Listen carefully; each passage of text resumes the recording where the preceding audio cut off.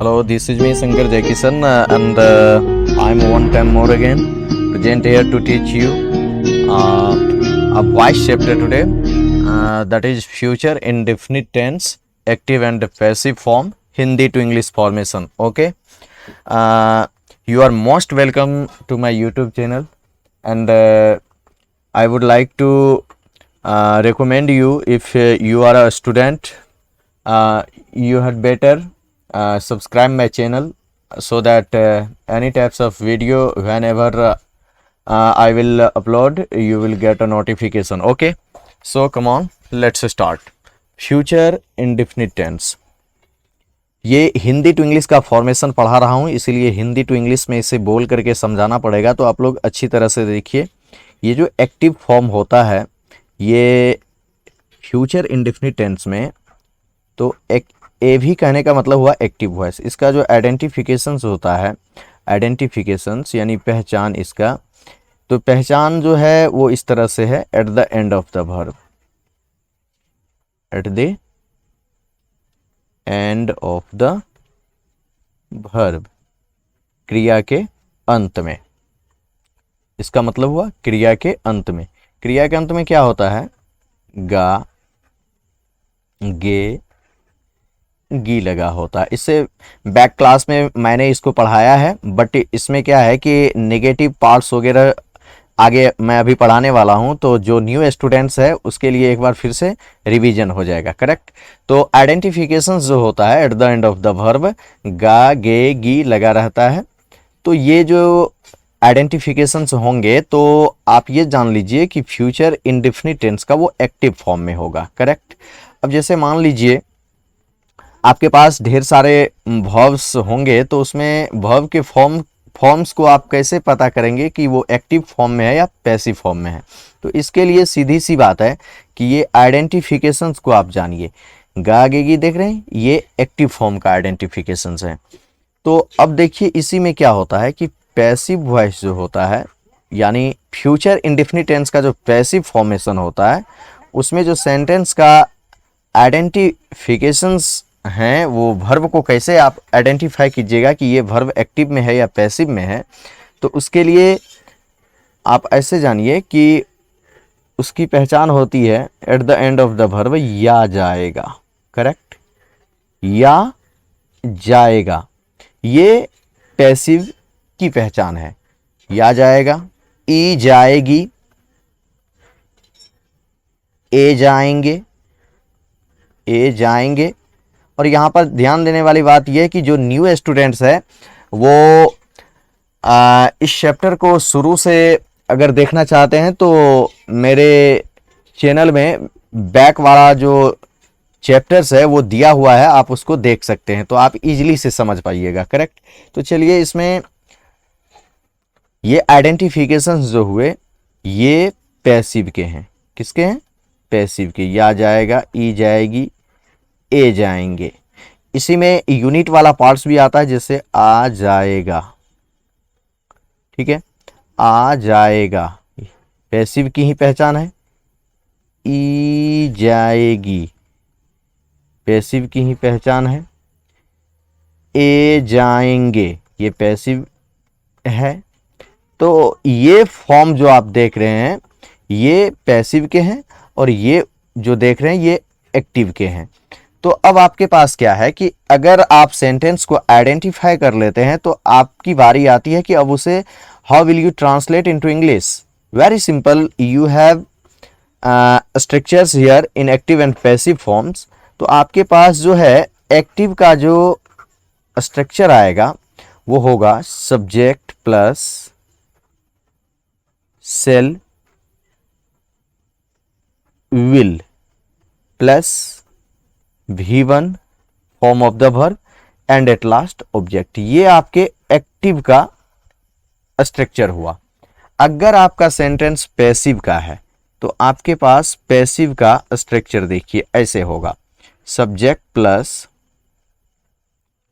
शैल be, ये be आपको add करना है पैसिव में, will be plus, as you know passive voice में आप हमेशा third form of the verb का यूज करते हैं, तो आपको यहां पर V3 लिख लेना है। तो ये आपका पैसिव का स्ट्रक्चर हुआ, ये पैसिव वॉइस का स्ट्रक्चर हो गया, ये एक्टिव वॉइस का स्ट्रक्चर हो गया। तो आपके पास ये दोनों ही स्ट्रक्चर्स हैं। अब जो मैं सेंटेंस लिखूंगा तो आप सेंटेंस के अकॉर्डिंग उसको आइडेंटिफाई करके पता कीजिएगा कि ये एक्टिव है या पैसिव है। करेक्ट? तो चलिए ध्यान से देखिए। पहला सेंटेंस, जस्ट लाइक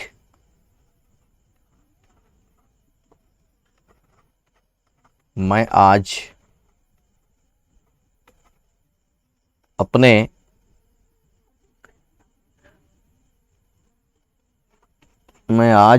गांव जाऊंगा। अब देखिए क्या है कि अभी मैं गया नहीं हूं, ये फ्यूचर टाइम में होने वाला काम है। और आइडेंटिफिकेशंस जो इसके जितने भी हैं उनमें से देखिए ये एक है गा, और गा जब है at the end of the verb गा है तो आप सीधे समझिए ये फ्यूचर इंडेफिनिट टेंस का एक्टिव फॉर्म का सेंटेंस है। करेक्ट? तो एक्टिव फॉर्म का है तो आपके पास एक्टिव फॉर्म का यहां पर स्ट्रक्चर है। तो अब आप इसको सॉल्व कीजिए। इसमें देखिए सब्जेक्ट कौन है? मैं। और ये आज देख रहे हैं ये टाइमिंग है। टाइमिंग को आप जब भी इंग्लिश में ट्रांसलेट कीजिए या तो एट फर्स्ट लिखिए और एट लास्ट लिखिए, कहीं पर भी इसको आप लिख सकते हैं। तो अब इसको मान लीजिए मैं लास्ट में लिखूंगा तो पहले मुझे क्या सेलेक्ट करना है? सब्जेक्ट। तो सब्जेक्ट हो गया आई, और याद रखिए कि आई और वी में सेल का यूज होता है और with the rest all subjects में विल का यूज होता है। तो आई के साथ क्या यूज होगा? यहाँ आई के साथ सेल का यूज होगा, आई सेल। अब देख रहे हैं V1 ये वर्ब का फर्स्ट फॉर्म, तो जाऊंगा गो। अब देखिए अपने गांव, और गांव के तरफ जब मूव करेगा तो गो के बाद टू प्रीपोजिशन उस डायरेक्शन को इंडिकेट करने के लिए आएगा। तो इस तरह से अपने गांव के तरफ जाएगा तो टू अपने गांव, और अपना अपने अपनी जो ये देख रहे हैं ये किसके अकॉर्डिंग इसका मीनिंग होता है? वो सब्जेक्ट के अकॉर्डिंग होता है। अगर सब्जेक्ट आपका आई है तो यहाँ अपने का मीनिंग होगा मैं, अगर सब्जेक्ट यू होता तो यहाँ होता योर, सब्जेक्ट वी होता तो यहाँ होता आवर, ही होता तो हीज, सी होता तो हर, दे होता तो देयर। तो इस तरह से सब्जेक्ट आई है तो अपने के लिए मैं का यूज होगा, अब गांव है तो विलेज। ओके, सेंटेंस आपका कंप्लीट हो चुका है। ये subject plus shell will plus V1 plus object. अब क्या है, यहां तक आप कंप्लीट कर लिए हैं तो आपके पास ये टाइमिंग भी है जो ऑब्जेक्ट फॉर्म में आएगा, तो लास्ट में ऐड कर दीजिए टुडे। तो आपका एक्टिव का सेंटेंस यहां से कंप्लीट हुआ। तो इस तरह से एक्टिव सेंटेंस कैसे कंप्लीट होगा, अगर आप टेंस अच्छी तरह से जानते हैं, चूंकि ये मेरा वॉइस चैप्टर है और वॉइस चैप्टर है तो टेंस का डिटेल इसमें तो मैं बता नहीं सकता, तो आप टेंस भी पढ़ लीजिए तब आपको ये चैप्टर अच्छी तरह से समझ में आ जाएगा।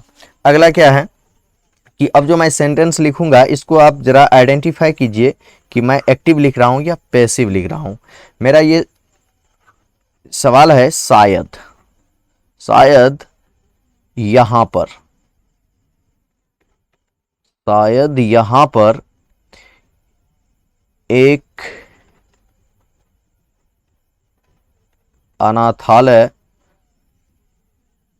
का निर्माण किया जाएगा, किया जाएगा। अब आप ही बताइए अनाथालय खुद बनेगा या किसी के द्वारा बनाया जाएगा? तो या जाएगा। आप यहां से अगर आइडेंटिफाई कीजिएगा तो ये सेंटेंस आपका पैसिव फॉर्म में आएगा, और जब पैसिव फॉर्म में आएगा तो आपके पास पैसिव का स्ट्रक्चर यहां देख रहे हैं, ये स्ट्रक्चर आपका पैसिव का हुआ। तो चलिए इसको फॉलो करते हैं। अब इसमें कुछ ऐसी भी बातें हैं जो एडिशनल वर्ड है। एडिशनल वर्ड कहने का मतलब है कि अलग से आया है और उसमें जुट गया है। तो अब जैसे शायद, ठीक है, यहां पर ये इसी पार्ट का हिस्सा है, तो शायद जो ये देख रहे हैं इसके लिए आप लिख लीजिए प्रोबेबली।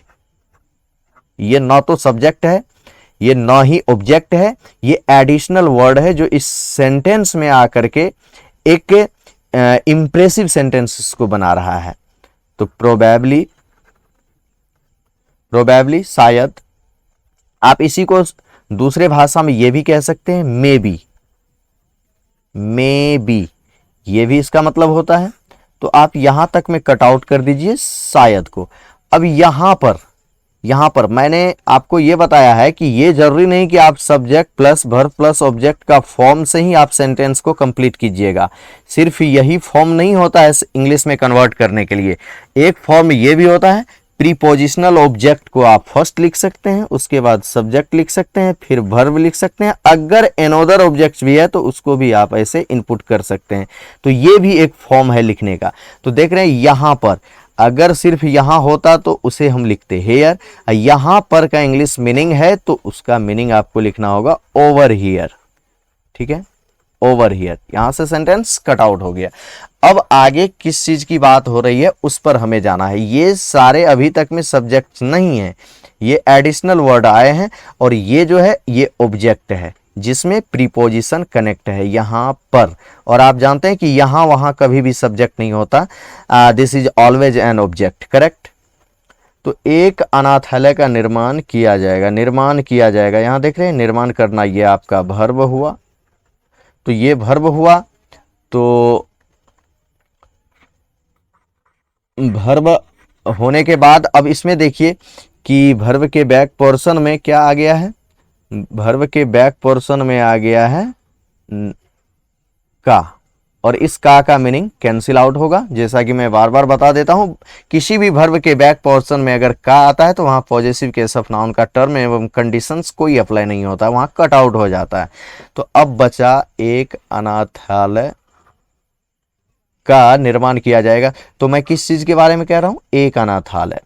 तो चलिए एन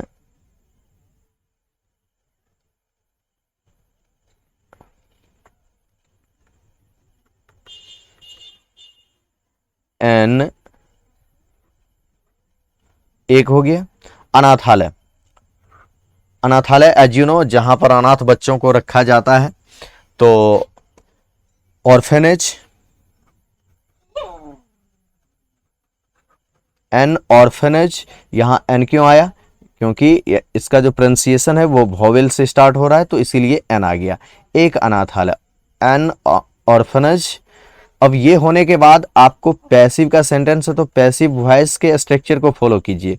आई और वी होता तो शैल बी लगाते, विद रेस्ट ऑल सब्जेक्ट्स में आप विल बी लगाएंगे। तो यहां भी आपको लगाना होगा विल बी, विल बी। यहां पर माइंड को लाइए और ये है आपका सब्जेक्ट, ये एक ऑब्जेक्ट फॉर्म है। यहां पर का मीनिंग ये एडिशनल वर्ड है, या तो प्रोबेबली लिखिए या मे बी लिखिए। ठीक है, आपका सब्जेक्ट यहां पर है एन ऑर्फेनेज विल बी। अब क्या है, निर्माण करना, कंस्ट्रक्ट होता है तो कंस्ट्रक्टेड हो जाएगा थर्ड फॉर्म। ठीक है, तो यहां लिखिए कंस्ट्रक्टेड,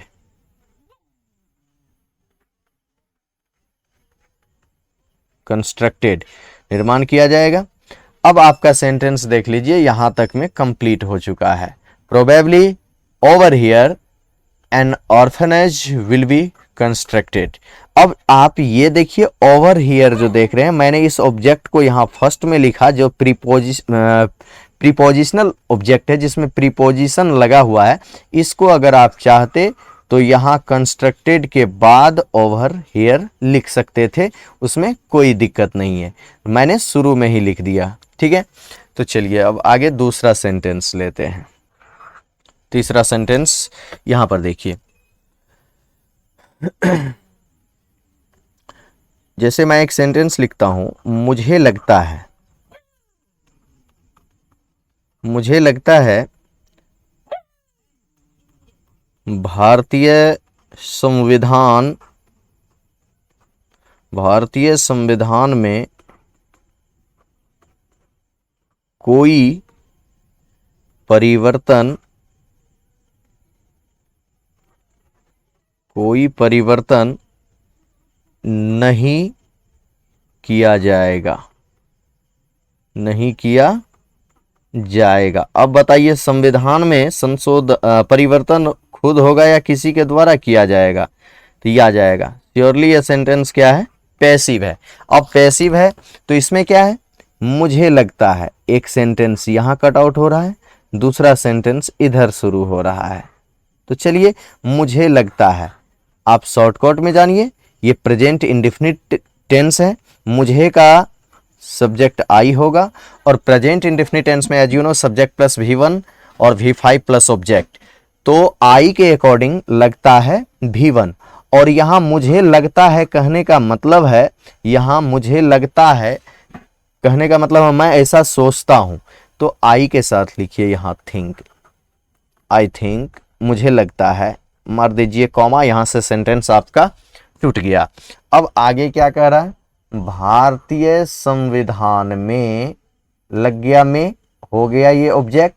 अब है कोई यहां नहीं है यहां, तो इसका मतलब है कि ये जो सेंटेंस मेरा जा रहा है ये निगेटिव की ओर जा रहा है, तो यानी ये सेंटेंस मेरा निगेटिव है। और अगर सेंटेंस आपका निगेटिव है तो आपको नॉट ऐड करना होता है, वो कहां पर करना होता है, एक्सिलियरी वर्ब के जस्ट बाद। तो आपके पास यहां देखिए या जाएगा, ये श्योरली पैसिव का आइडेंटिफिकेशन यहां पैसिव का है, पैसिव का। तो अब देखिए यहां परिवर्तन करना, ये आपका हुआ वर्ब, ये दोनों मिलके हुआ वर्ब।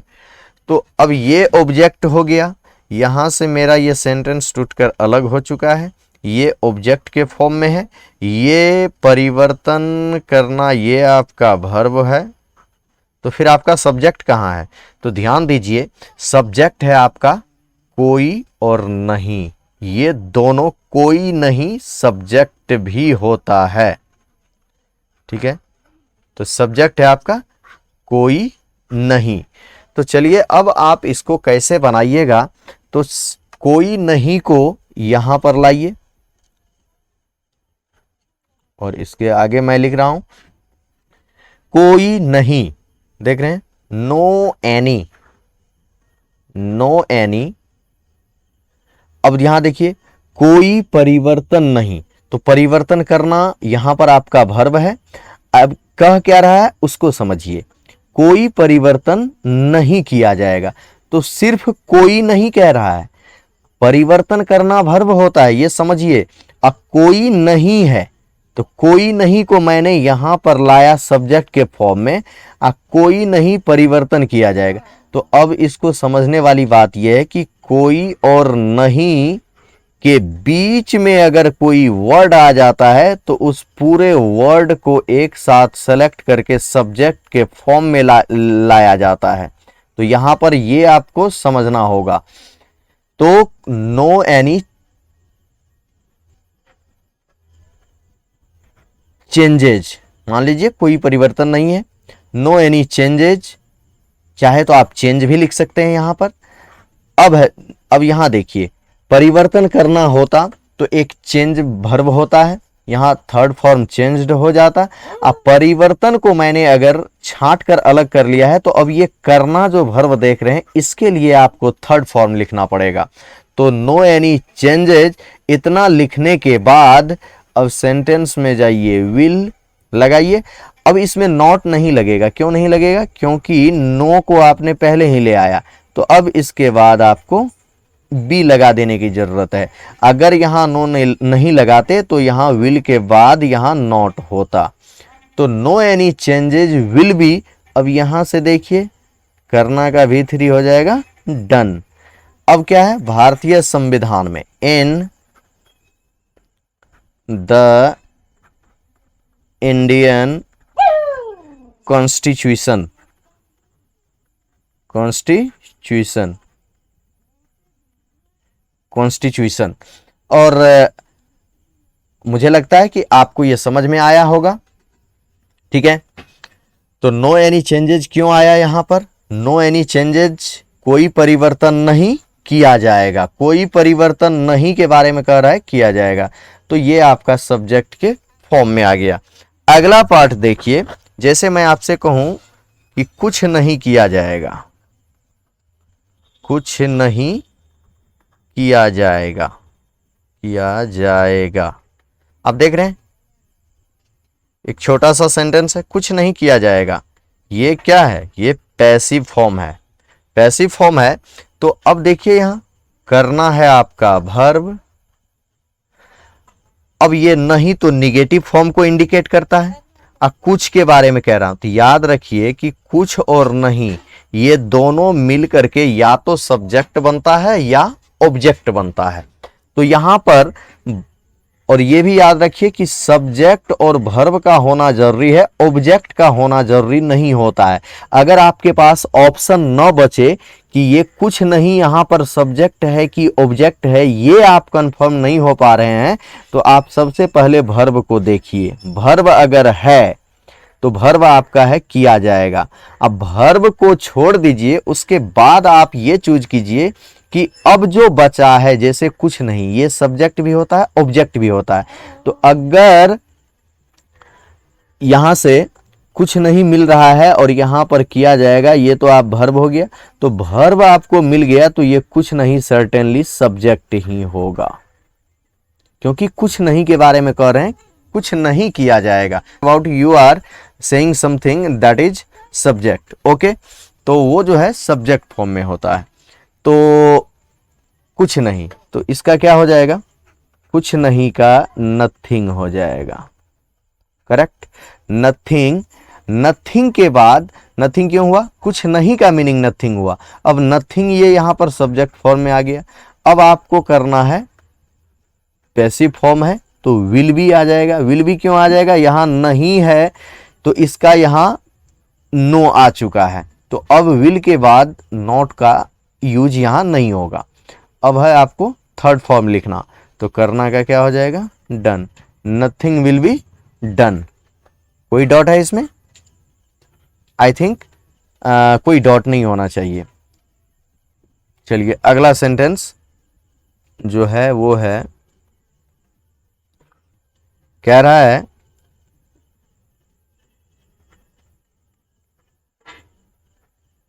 भागे हुए अपराधियों के खिलाफ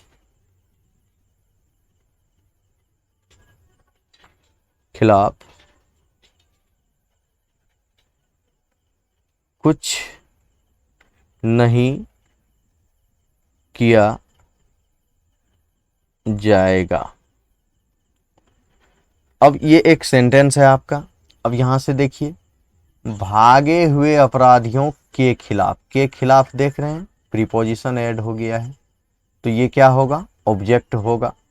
या जाएगा, ये क्या हुआ आपका, ये आपका पैसिव हुआ।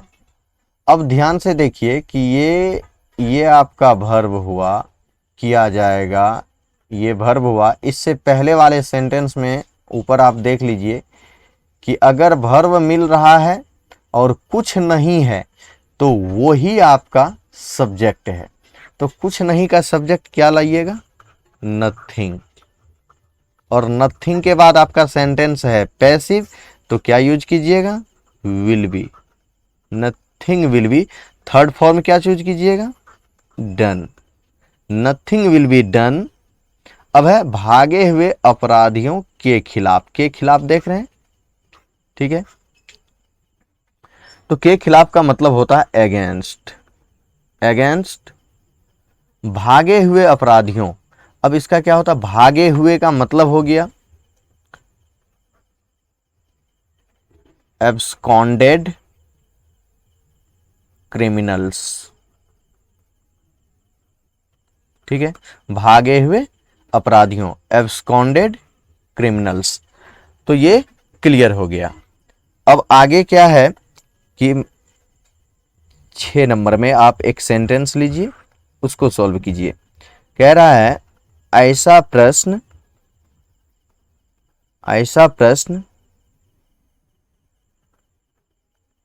एग्जाम में, परीक्षा में कभी नहीं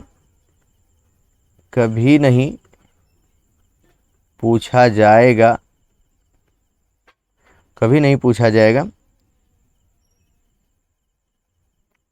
ये हो गया।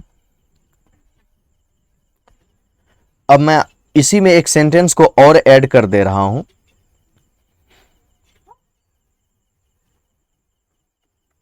इसके बारे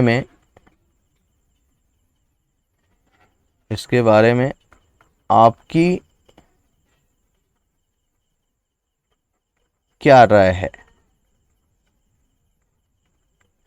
तो एक पार्ट में यहां क्वेश्चन कर दिया गया है, एक पार्ट रेकमेंड किया गया है कि ऐसा प्रश्न एग्जाम में कभी नहीं पूछा जाएगा, आ जाएगा। ये पैसिव फॉर्म है। अब है कि ऐसा प्रश्न एग्जाम में प्रीपोजिशन एडेड है, ऑब्जेक्ट फॉर्म में आएगा, कभी नहीं पूछा जाएगा, ये वर्ब हो गया। ऐसा प्रश्न के बारे में कह रहा है, तो ऐसा प्रश्न हो जाएगा आपका सब्जेक्ट।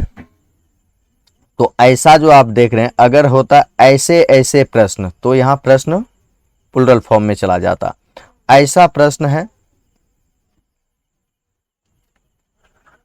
तो इसको हम लिखेंगे सच, और यहां प्रश्न है एक, तो सच के बाद ए लगाइए, सच अ क्वेश्चन। अगर ऐसा प्रश्न का आप दूसरा मीनिंग लिखना चाहते हैं तो वो ऐसा भी होगा, दिस टाइप ऑफ क्वेश्चन। ऐसा प्रश्न का मीनिंग होगा सच अ क्वेश्चन या दिस टाइप ऑफ क्वेश्चन। तो ये आपका सब्जेक्ट फॉर्म में है। अब इसी में आपको क्या ऐड करना है, सेंटेंस है निगेटिव। तो निगेटिव है, तो निगेटिव में भी कंडीशन है कि पहले तो आप सेल या विल लाइए। तो चलिए विल लाना है, विल। अब नहीं है तो नॉट ऐड करना है, बट कभी नहीं है तो नॉट नहीं, तब नेवर आपको यूज करना है। और आपको पता है कि विल है तो बी भी पैसिव में होना है, तो नेवर के बाद आप बी को ऐड कीजिए। अगर सिर्फ नहीं होता तो नॉट के आफ्टर बी होता, कभी नहीं है तो नेवर के आफ्टर बी का यूज होगा। तो दिस टाइप ऑफ क्वेश्चन या such a question will never be asked, never be asked exam में, इन द एग्जामिनेशन। करेक्ट। तो ये रिकमेंडेशन जो है खत्म हुआ, यानी एक सलाह दिया था। उसके बाद है इसके बारे में आपकी क्या राय है। अब ये क्वेश्चन वर्ड सेंटेंस हो गया क्या, तो यहां से चूज कीजिए व्हाट, क्या राय है। तो व्हाट के आफ्टर आपको इज लगाना है, व्हाट इज आपकी राय, जो सब्जेक्ट फॉर्म में आएगा, व्हाट इज योर ओपिनियन।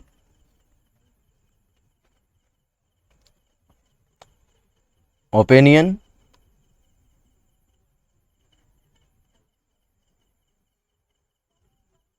अब क्या है, इसके बारे में, अबाउट इट। इसके बारे में का अबाउट, इसके का हो जाता है it. What is your opinion about it. तो चलिए ये आपका यहां से कंप्लीट हुआ। अब क्या करना है कि 7वां क्वेश्चन है, जैसे है ऐसा कभी नहीं किया जाएगा। क्या कह रहा है, ऐसा कभी नहीं किया जाएगा। तो अब इसमें क्या है, यहां पर देखिए ऐसा प्रश्न था, अब यहां पर है, इसमें भी है कभी नहीं लगा हुआ, किया जाएगा। ये पहचान है पीवी का, पैसिव फॉर्म का, ये तो आपका वर्ब हुआ। अब ऐसा बचा, तो अकेला ऐसा का सब्जेक्ट फॉर्म होता है इट। ये याद रखने वाली बात है। ऐसा के बाद अगर आपको कोई नाउन आ रहा है तो वहां पर सच हो जाता है या दिस टाइप ऑफ का यूज होता है। अगर ऐसा सिर्फ है जो सब्जेक्ट फॉर्म में आ रहा है तो उसका सब्जेक्ट फॉर्म इट होता है। और इट के बाद करना क्या है, पैसिव है तो विल का यूज करना है, इट विल। अब उसके बाद कभी नहीं है तो आपको नेवर का यूज करना है, अब पैसिव है तो बी इसमें ऐड करना है, और यहां करना का डन हो जाएगा। तो इसीलिए थोड़ा सा अलग अलग टाइप का सेंटेंस मैंने इसमें सॉल्व किया है, आप लोग ध्यान से देखिएगा। अब एक और क्वेश्चन, 8वां नंबर।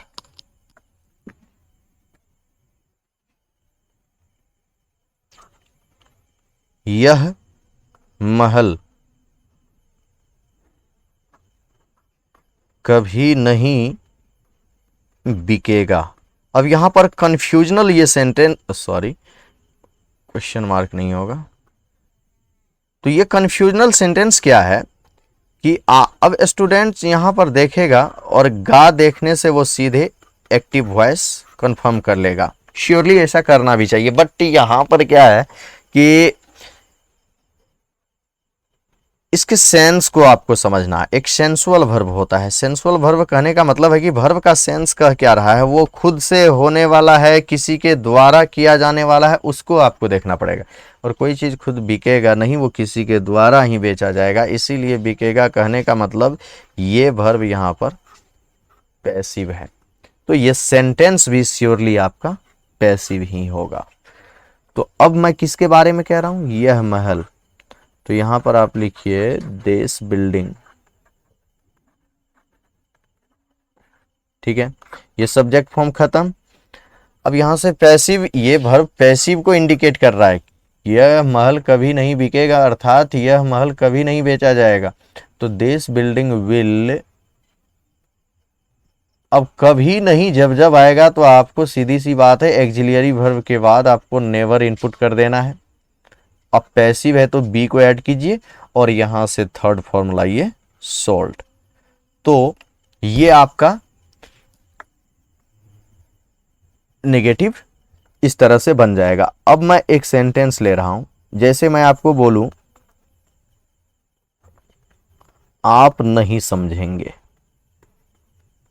आप नहीं समझेंगे, कृपया मुझे परेशान मत कीजिए। ये एक सेंटेंस हुआ। अब है आप नहीं समझेंगे। अब यहां से देखिए ये एक्टिव का सेंटेंस है, सेंटेंस नेगेटिव है, तो नेगेटिव में करना क्या होता है, नेगेटिव स्ट्रक्चर एक्टिव का कैसे होगा, सब्जेक्ट प्लस शेल या विल आपको लाना है, उसके बाद आपको नॉट लाना है, तब फिर V1 का यूज करना है और अंत में ऑब्जेक्ट फॉर्म को इनपुट कर देना है। तो ये आपका नेगेटिव का स्ट्रक्चर बनेगा। और नेगेटिव का जब स्ट्रक्चर बनेगा तो इस स्ट्रक्चर पर आप इसको सॉल्व कीजिए। कैसे सॉल्व कीजिएगा, आपका सब्जेक्ट फॉर्म क्या आएगा, यू। अब यहां से गागेगी है तो यहां से लिखिए विल। अब सेंटेंस आपका नेगेटिव है तो यहां से ऐड कीजिए नॉट। ये एक्टिव फॉर्म में है इसीलिए बी नहीं होगा, करना क्या है V1, you will not understand. अब यहां देखिए विल और नॉट को आप शॉर्ट कट में वांट भी लिख सकते हैं, तो आप इसको ऐसे भी पढ़ सकते हैं, यू वांट अंडरस्टैंड, ठीक है। अब कृपया, कृपया जब आया सेंटेंस दूसरा है, प्लीज कॉमा मार दीजिए, यहां से ये कैंसिल आउट, मुझे परेशान मत कीजिए। इंपेरेटिव सेंटेंस का फॉरवर्डिंग मोड सेंटेंस है, फॉरवर्डिंग मतलब मना कर रहा है, तो मत सीधी बात है लिखिए डोंट। और जब भी किसी सेंटेंस में मत आता है तो उसका स्ट्रक्चर क्या हो जाता है, don't plus V1 plus object. ये आपका इंग्लिश में कन्वर्ट करने का स्ट्रक्चर हो जाता है इंपेरेटिव सेंटेंस में। तो मत का मैंने यहां पर चूज किया है डोंट। अब करना है V1, परेशान करना बोदर होता है, ऑब्जेक्ट फॉर्म तो मुझे का क्या हो जाएगा, मी, प्लीज डोंट बोदर मी, कोई डॉट। तो अब आप लोग 10 नंबर में मैं एक सेंटेंस सॉल्व करके आज की पढ़ाई यहीं पर ड्रॉप करूंगा। अब जैसे देखिए,